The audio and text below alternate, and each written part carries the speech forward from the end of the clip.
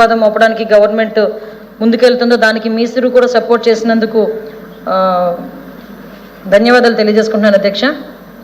అధ్యక్ష, ఇప్పుడు యాక్చువల్గా ఇందాక మన గౌరవ సభ్యులు చెప్పినట్టుగా ఒకప్పుడు భారతదేశానికి అన్నపూర్ణగా, ఆంధ్రప్రదేశ్ అంటే అన్నపూర్ణగా గుర్తొచ్చే పరిస్థితి నుంచి ఈరోజు ఎక్కడ ఏ డ్రగ్స్ దొరికినా కూడా, ఎక్కడ ఏ గంజా దొరికినా కూడా దాని మూలాలన్నీ కూడా ఆంధ్రప్రదేశ్లోనే మా దగ్గరికి వస్తున్నాయి అనుకునేటంత పరిస్థితుల్లో మనం వచ్చేసామంటే నిజంగా సిగ్గుపడాల్సిన విషయం అధ్యక్ష. ఎందుకంటే ఇప్పుడు నేను మళ్ళీ ఏదైనా మాట్లాడితే పొలిటికల్గా అన్న యాంగిల్లో మనం వెళ్ళే పరిస్థితి కాకపోయినా కొన్ని వాస్తవాలు అయితే కొన్ని మన సిచ్యువేషన్ చెప్పుకోవాలి అధ్యక్ష. ఈ కేంద్ర సామాజిక న్యాయ సాధికారిత మంత్రిత్వ శాఖ నివేదిక ప్రకారం అధ్యక్ష 2023 చూసుకుంటే అధ్యక్ష గంజాయి వినియోగంలో రాష్ట్రంలో 12వ స్థానంలో ఉంది అధ్యక్ష.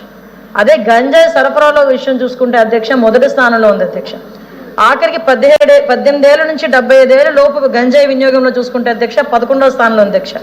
అంటే విషయం ఏంటంటే అధ్యక్ష, ఇంతకు ముందు ఈజ్ ఆఫ్ డూయింగ్ బిజినెస్ అని అన్ని ఒక రేపొద్దున్న ఎన్ఆర్జీఎస్లోని పనుల సాధారణంగా అన్ని విషయాల్లోని కూడా నెంబర్ 1 స్థానంలో ఉండే ఆంధ్రప్రదేశ్ ఈరోజు గంజాయి సరఫరాల్లోని లేకపోతే డ్రగ్స్ సరఫరాల్లోని నెంబర్ 1 స్థానంలో ఉంది. మూలాలు కూడా ఆంధ్రప్రదేశ్లోనే కనిపిస్తున్నాయని చెప్పడానికి మీరు ఒప్పుకున్నా ఒప్పుకోకపోయినా గత పాలకుల తాలూకా వైఫల్యము, గత పాలకుల తాలూకా దాన్ని ఏమంటారంటే అధికార దాహము, ధనదాహం అని మాత్రం క్లియర్గా చెప్పొచ్చు అధ్యక్ష.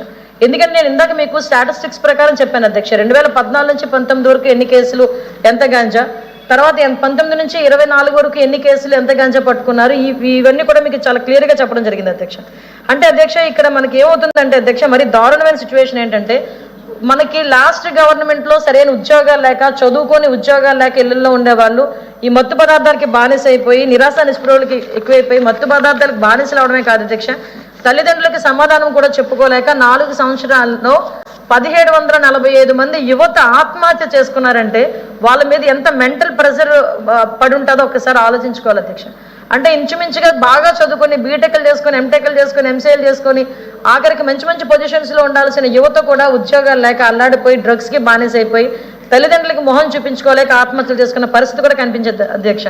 విషయం ఏంటంటే చాలా మంది అధ్యక్ష ఇంచుమించుగా చెప్పాలంటే అప్పుడున్న సిచ్యువేషన్స్ ప్రకారం వీలైతే డిపార్ట్మెంట్ దగ్గర కూడా ఉంటుంది అధ్యక్ష.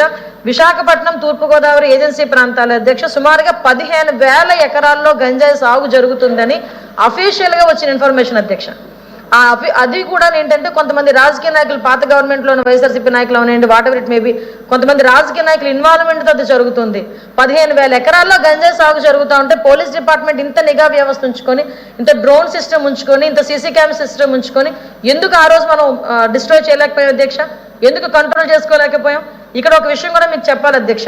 ఇక్కడ సెబ్కి అని చెప్పి తర్వాత గంజా ఇప్పుడు కూడా ఇంతకు ముందు మనకి ఎక్సైజ్ డిపార్ట్మెంట్ వాళ్ళు కూడా దాన్ని ఇనిషియేషన్ తీసుకునేవాళ్ళు అధ్యక్ష.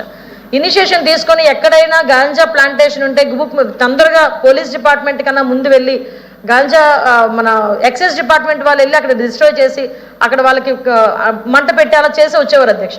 సో ఎప్పటికైతే సెబ్కి ఇచ్చారో, సెబ్ అన్నది అంటే ఎక్స్క్లూజివ్ గాంజా మీద కాదు అధ్యక్ష.